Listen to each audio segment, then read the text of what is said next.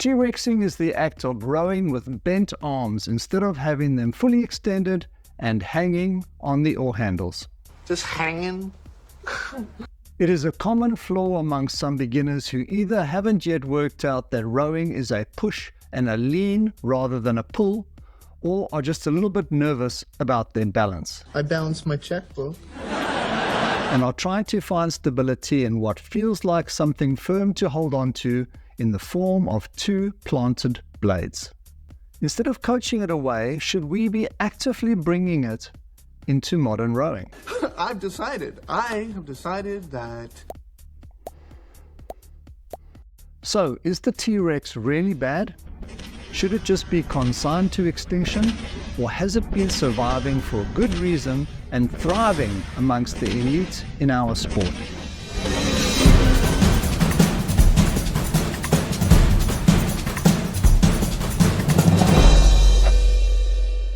Hey, this is Infinite Rowing, and this is not an instructional video.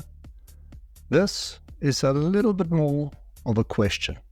We have a certain belief structure and philosophy when it comes to what we think makes a good, fast, efficient rower. And we believe that our opinions are well thought out, informed, and backed by our real-life experience as athletes and coaches.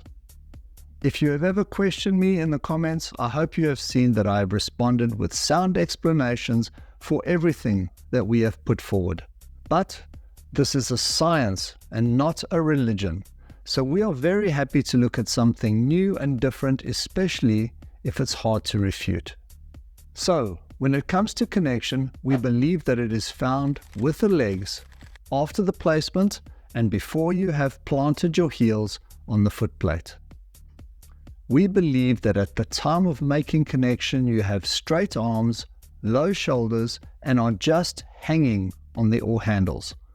But could we be wrong?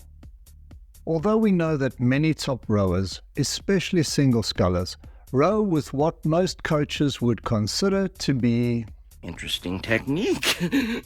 We have seen what looks like a prevailing trend, which seems to be finding connection and or suspension with your hands. If you have seen any of our other videos, you will notice that we continually reference the French lightweight Olympian Pierre Hohen as having technique or form that is pretty much close to perfect. If there was anything that we could point out that was not quite perfect, it is that, although slight, he seems to find connection with his hands. You see? There.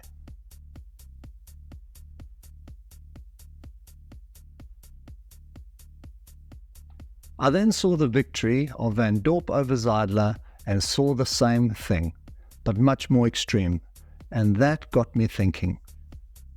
So here we are at maximum reach with straight arms, place and connect, place and connect, very little movement on the slide.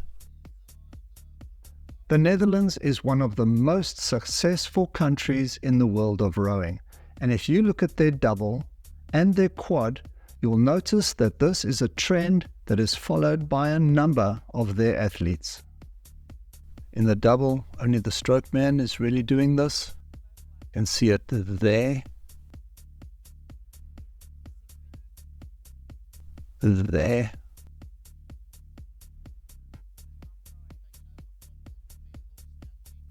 In the quad, quite subtle from the bowman, but it's definitely there.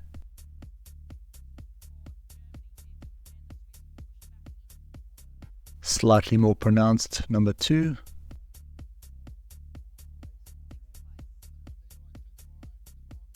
Number 3, maintain straight arms. Most pronounced of all in the stroke seat.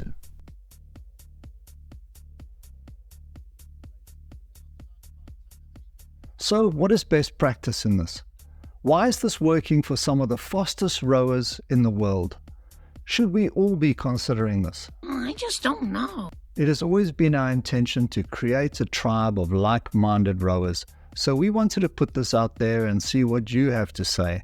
so that we can all become better at the sport we love. Let's consider why we have never advocated for this technique. Once you have placed the blade and connected with the water, the system of boat and rower are moving at their slowest within that particular stroke cycle.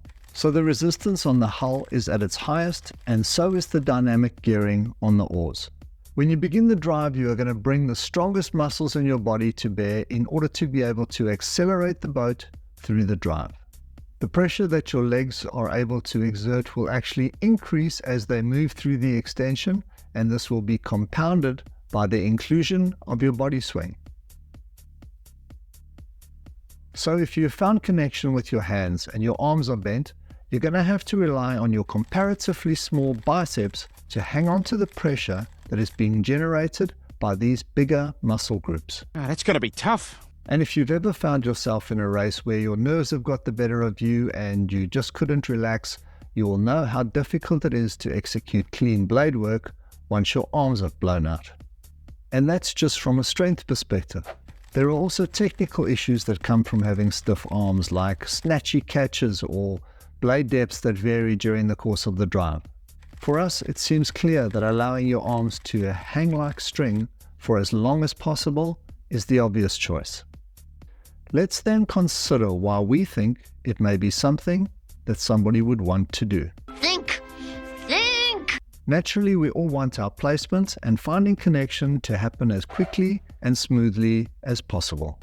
We are also aware that although they are the strongest, our legs are bulky, and getting them to move from flexion into extension is never going to be the quickest.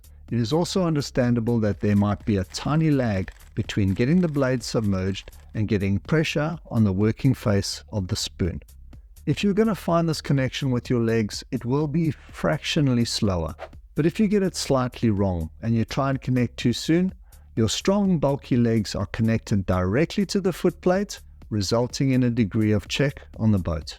If you place the blade and before you add any leg movement, you find pressure against the spoon with a small arm pull, you are then using a small, quick-moving body part that is not connected directly to the foot plate.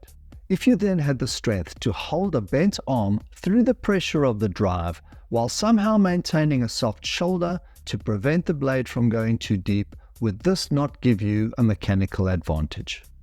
Yes, it's all minute fractions, but we know that in rowing, It all adds up! I don't really know the answer to this. I've put a good case for and I've put a good case against. I'd love to hear what you have to say. Are any of you rowing this way? Have you found any speed as a result that justifies the additional exertion? It may be something that we identify as a potential addition to our rowing philosophy, and we all start trying to train for it. Either way, I don't think we've heard the last of this one.